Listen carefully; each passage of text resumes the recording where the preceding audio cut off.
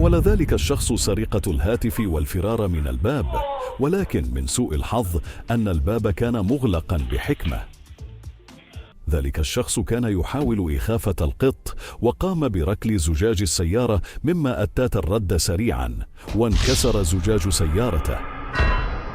حاول ذلك الشخص مضايقة صاحب السيارة، ولكن أتت الرد في نفس اللحظة. أما هذا الشخص فهو الأسوأ حظا على الإطلاق، فكان يحاول مضايقة الأشخاص الجالسين في المطعم، ولكن لسوء الحظ كانت سيارة الشرطة تمر بالصدفة بجوارة فرأته، وقامت بضربة على الفور.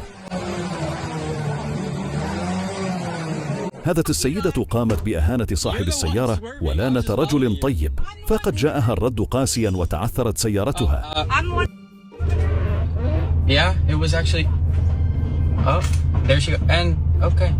أما عن هذا المصارع، حاول الاستعراض أمام الجماهير وألقاء والده ومدربه على الأرض، ولكن ردة فعل مدربه أذهلت الحاضرين. وفي النهاية لا تنسي الاشتراك في القناة وتفعيل زر الجرس ليصلك كل جديد.